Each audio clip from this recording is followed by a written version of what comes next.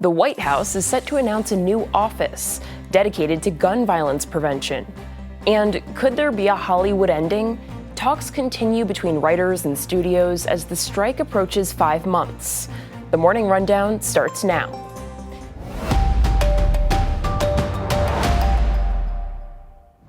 This is Straight Arrow News, bringing you unbiased, straight facts.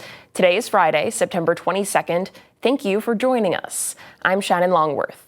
President Biden will announce today the creation of the first ever federal Office of Gun Violence Prevention. The White House says the office will be overseen by Vice President Kamala Harris and will aid states dealing with rising gun violence and help with the implementation of bipartisan gun legislation that was signed into law last year. The vice president released this statement ahead of the announcement, saying, quote, "The new Office of Gun Violence Prevention will play a critical role in implementing President Biden's and my efforts to reduce violence to the fullest extent under the law, while also engaging and encouraging congressional leaders, state and local leaders, and advocates to come together to build upon the meaningful progress that we have made to save lives. Our promise to the American people is this: we will not stop working to end the epidemic of gun violence in every community, because we do not have a moment nor a life to spare." President Biden called on Congress to act in 2022 after deadly attacks at an elementary school in Uvalde, Texas, and a supermarket in Buffalo, New York. Congress then passed the first gun legislation in nearly 3 decades that included expanding background checks on young gun buyers, keeping firearms from more domestic violence offenders, and providing millions of dollars for mental health services and school security initiatives. Still, according to the Gun Violence Archive, this year there have been more than 500 mass shootings in the U.S., where 4 or more people were either killed or injured. During Ukrainian President Volodymyr Zelensky's visit to the White House on Thursday, President Joe Biden made the announcement that the U.S. will provide an additional $325 million in aid to his country, as Ukraine remains embroiled in the war with Russia.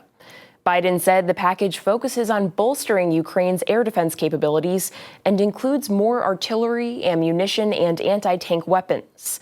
The president is still asking Congress to approve an additional $24 billion in aid for Ukraine. Prior to the meeting with Biden, Zelensky spoke to a bipartisan group from the House and Senate, as Republican members of Congress are skeptical about providing more aid. On the same day as Zelensky's visit, 29 Republicans expressed their opposition to the U.S. providing additional funding in a letter to the Biden administration.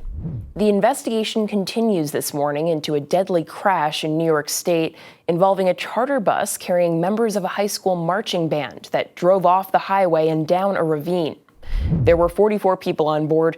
2 adults died, and several others were critically injured in the crash in Orange County, according to state police. As for a cause, Governor Kathy Hochul says it appeared as though a faulty front tire contributed to the accident. Hochul spoke at a press conference about the students' resolve.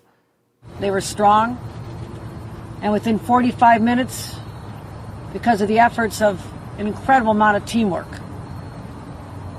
these young people and the adults were brought to safety, many of them within a short time of the accident.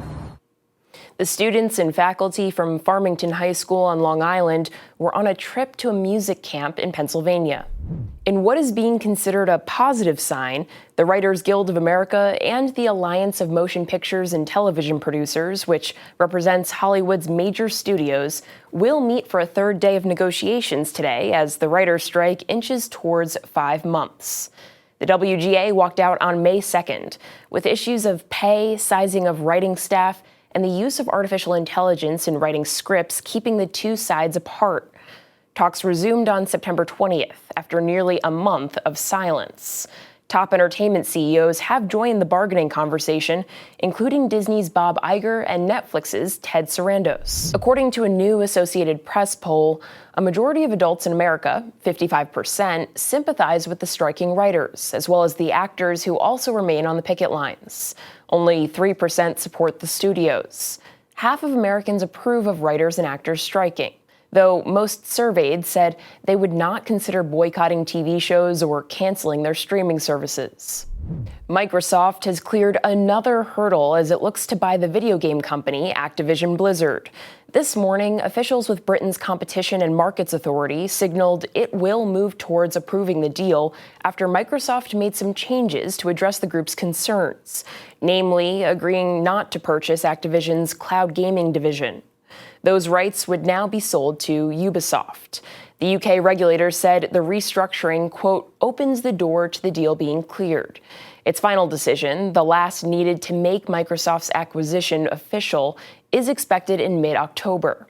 The deal was first announced in January 2022, but has faced pushback by antitrust advocates around the world. In July, a U.S. federal judge ruled against the Federal Trade Commission's opposition to the deal. The European Union also agreed to the deal in May. Finally, this morning, there are fewer empty nesters these days as the number of young adults living with their parents is as high as it was just after the Great Depression. A Harris poll for Bloomberg News shows 45% of Americans between the ages of 18 and 29 are living with family, the highest figure since the 1940s. The top reason given by today's young adults was money. 41% of respondents said they're living in their current environments to save up. 30% said they just can't afford to live on their own. Another common response, 30% of people said they live at home to take care of family members.